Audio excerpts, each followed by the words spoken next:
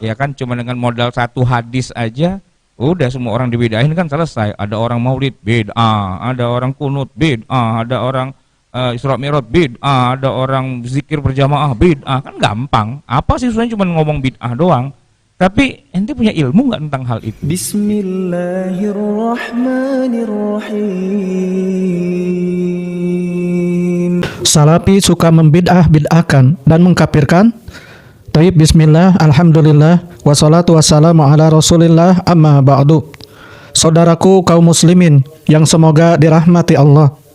Ada sebuah tuduhan yang sering kita dengar, yaitu salafi itu hobinya membid'ahkan, menyesatkan, bahkan mengkafirkan orang. Benarkah demikian?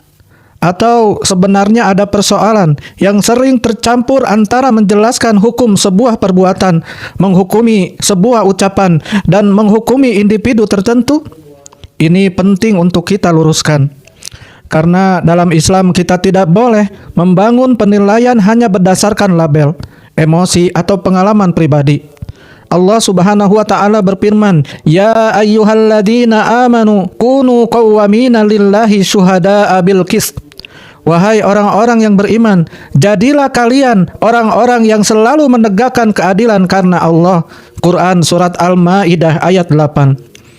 Maka ketika membicarakan salafi, ahlus-sunnah, bid'ah, kesesatan, bahkan kekafiran, kita harus berbicara dengan ilmu dan keadilan, bukan dengan kebencian.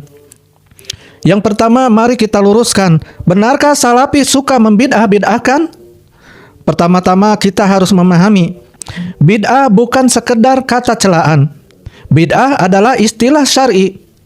Rasul sallallahu alaihi wasallam beliau bersabda, "Wa iyyakum wa muhdatsatil umur." Jauhilah perkara-perkara yang diada-adakan dalam agama. Fa inna kulla muhdatsatin bid'ah, karena setiap perkara yang diada-adakan adalah bid'ah. Hadis riwayat Abu Daud dan At-Tirmizi.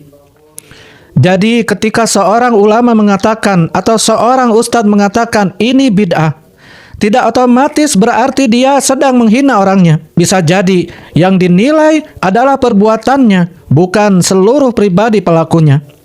Sebagaimana ketika seorang dokter mengatakan ini penyakit, apakah dokter sedang membenci pasien? Jawabannya tentu tidak. Justru dia sedang menjelaskan keadaan agar penyakit tersebut bisa diobati. Demikian pula seorang ulama ketika menjelaskan bahwa suatu amalan tidak memiliki dasar dalam syariat, tujuannya bukan sekedar mencari kesalahan manusia. Tujuannya adalah agar umat beribadah sesuai dengan tuntunan Rasul sallallahu alaihi wasallam. Kemudian perkara kedua yang perlu kita luruskan, yaitu membedakan bid'ah dengan pelaku bid'ah. Ini bagian yang sangat penting. Ada perbedaan antara perbuatan ini bid'ah dengan orang ini ahli bid'ah. Dan lebih jauh lagi antara ucapan ini mengandung kekufuran dengan orang ini kafir. Tidak boleh seseorang mencampur adukan semuanya. Para ulama menjelaskan bahwa vonis terhadap suatu perbuatan atau ucapan tidak otomatis berarti vonis terhadap setiap individu yang melakukannya atau mengucapkannya.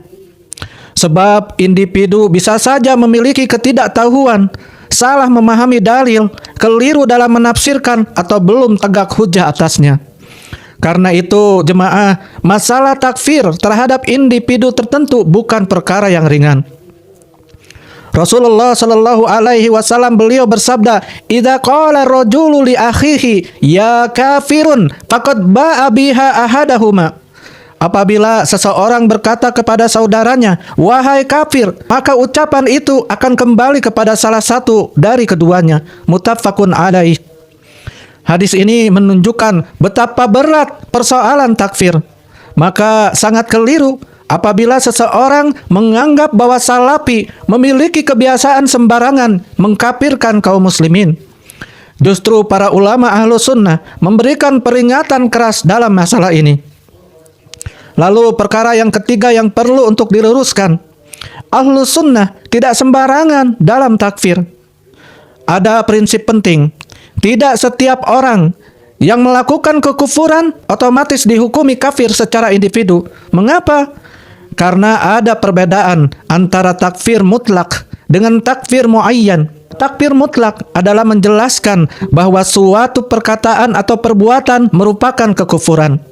Sedangkan takfir muayyan adalah menjatuhkan vonis kafir kepada orang tertentu. Yang kedua, membutuhkan ilmu, rincian, dan terpenuhinya syarat serta tidak adanya penghalang.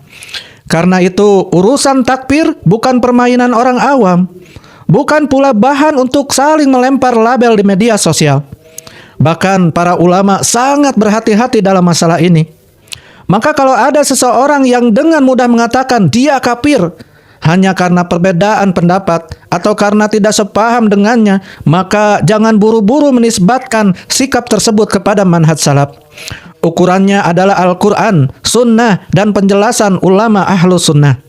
Lalu yang keempat yang perlu diluruskan, lalu mengapa salafi sering membicarakan bid'ah? Jawabannya sederhana. Karena Rasulullah Shallallahu Alaihi Wasallam sendiri memperingatkan umat dari bid'ah. Dalam khutbahnya Rasul sallallahu alaihi wasallam bersabda, "Wa khairul hadi hadiyu Muhammadin sallallahu alaihi wasallam, wa sarul umuri muhdatsatuha." Sebaik-baik petunjuk adalah petunjuk Muhammad sallallahu alaihi wasallam, dan seburuk-buruk perkara adalah perkara yang diada-adakan. Hadis riwayat Muslim. Kalau Rasul Shallallahu Alaihi Wasallam memperingatkan umat dari perkara yang diada-adakan dalam agama, mengapa ketika seorang ustadz mengingatkan umat tentang bid'ah justru dianggap suka mencari-cari kesalahan? Bukankah tugas seorang dai adalah mengingatkan? Tetapi tentu ada adabnya. Tidak semua perkara harus dibicarakan dengan cara kasar. Tidak semua orang yang keliru harus dipermalukan. Tidak setiap kesalahan harus dijadikan bahan olok-olokan. Kebenaran tetap harus disampaikan dengan hikmah. Allah Ta'ala berfirman, "Ud'u ila sabili rabbik bil hikmati wal mau'izatil hasanah." Serulah manusia kepada jalan Rabbmu dengan hikmah dan pelajaran yang baik. Quran Surat An-Nahl ayat 125. Lalu perkara kelima yang perlu diluruskan, jangan menilai manhaj dari kesalahan oknum. Ini juga penting. Kalau ada seseorang yang mengaku salafi, kemudian berkata kasar, menghina, mudah memponis atau berbuat dolim, maka kita katakan, perbuatannya salah. Tetapi tidak adil jika kesalahan satu atau beberapa orang kemudian digunakan untuk menghukumi seluruh salafi. Sebagaimana jika ada seorang muslim melakukan korupsi, apakah kita mengatakan Islam adalah agama korupsi? Tentu tidak. Kita pisahkan antara ajaran agama dan kesalahan orang yang mengaku mengikuti agama. Begitu pula dalam persoalan manhaj. Kalau seseorang mengaku mengikuti sunnah tetapi melakukan kesalahan, maka kesalahannya harus dikoreksi dengan adil, bukan dengan fitnah. Lalu perkara keenam yang perlu untuk diluruskan, sebaliknya, jangan juga menjadikan label salafi sebagai perlindungan dari kesalahan. Ini juga harus jujur.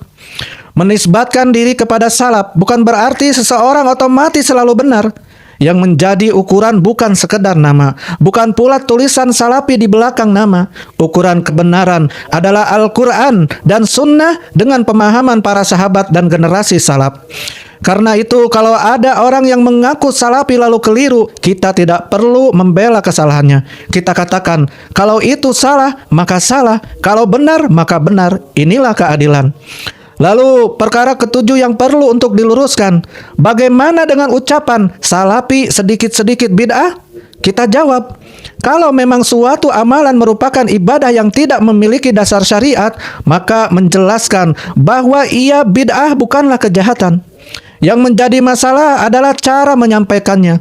Dakwah salaf bukan sekedar mengatakan ini bid'ah, tetapi juga menjelaskan apa dalilnya, apa kaidahnya, apa yang menjadi sunnah sebagai gantinya. Jadi dakwah ilmiah bukan sekedar label. Dakwah ilmiah adalah dalil, penjelasan, dan juga hikmah. Lalu perkara kedelapan yang perlu diluruskan, jangan menjadikan mayoritas sebagai tolak ukur kebenaran. Kadang muncul argumen, kalau yang melakukan itu mayoritas umat Islam, masa semuanya salah? Jawabannya, dalam Islam kebenaran tidak diukur hanya dengan jumlah. Allah Ta'ala berfirman, wa in tuti' aktsara man fil ardi yadilluka an sabilillah. Jika engkau mengikuti kebanyakan orang di bumi, niscaya mereka akan menyesatkanmu dari jalan Allah. Quran surat Al-An'am ayat 116. Maka banyaknya orang yang melakukan suatu amalan bukan otomatis menjadi dalil bahwa amalan tersebut disyariatkan. Sebaliknya, sedikitnya orang yang mengamalkan suatu sunnah juga tidak otomatis menunjukkan bahwa sunnah itu salah. Ukuran kebenaran adalah dalil. Kemudian perkara ke-9 yang perlu diluruskan, tetapi jangan pula mudah membid'ahkan sesuatu tanpa ilmu. Ini sisi yang juga harus diperhatikan. Kalau kita tidak ingin dituduh sembarangan membid'ahkan, maka kita sendiri harus berhati-hati. Jangan setiap perkara baru langsung dikatakan bid'ah tanpa memahami pembahasannya. Jangan setiap perbedaan fikih dianggap bid'ah. Jangan setiap masalah khilafiyah dijadikan alasan untuk saling mencela. Para ulama memiliki perbedaan dalam banyak masalah cabang. Maka seorang penuntut ilmu harus belajar membedakan mana yang merupakan masalah akidah, mana yang merupakan masalah sunnah dan bid'ah, mana yang merupakan masalah fikih yang diperselisihkan, dan mana yang benar-benar memiliki ijma' atau dalil yang sangat jelas. Jangan menjadikan semua perbedaan sebagai perang. Perkara ke-10 yang perlu diluruskan. Jadi, apakah salafi suka membid'ah-bid'ahkan dan mengkafirkan? Jawabannya, kalau yang dimaksud adalah menjelaskan bid'ah berdasarkan dalil dan memperingatkan umat darinya, maka itu bukan sesuatu yang tercela. Bahkan Rasulullah SAW telah memperingatkan umat dari perkara yang diada-adakan dalam agama.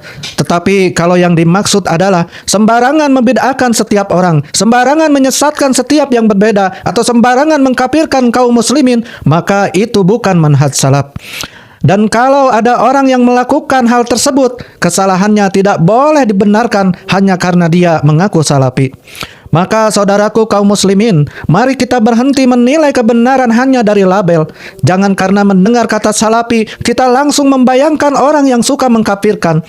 Dan jangan pula karena seseorang mengaku salafi, kita membenarkan seluruh perkataannya tanpa melihat dalil. Kita kembali kepada Al-Quran dan Sunnah. Allah Ta'ala berfirman, فَإِن تَنَدَّأْتُمْ فِي شَيْءٍ فَرَدُّوهُ إِلَى اللَّهِ وَرَسُولِ. Jika kalian berselisih dalam suatu perkara, maka kembalikanlah kepada Allah dan Rasul. Quran Surat An-Nisa ayat 59.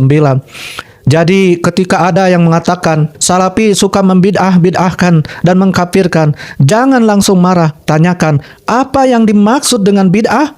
Apa dalilnya? Siapa ulama yang mengatakan demikian?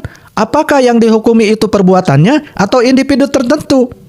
Karena dalam agama ini kita tidak diajarkan untuk mengikuti prasangka, kita diajarkan untuk mengikuti ilmu dan dalil. Semoga Allah memberikan kepada kita sikap adil, menjauhkan kita dari fanatisme kelompok, menjaga lisan kita dari menuduh dan memvonis tanpa ilmu, serta menunjukkan kepada kita kebenaran sebagai kebenaran dan memberikan kita kemampuan untuk mengikutinya. Wallahu a'lam bishawab. Barakallahu fiikum.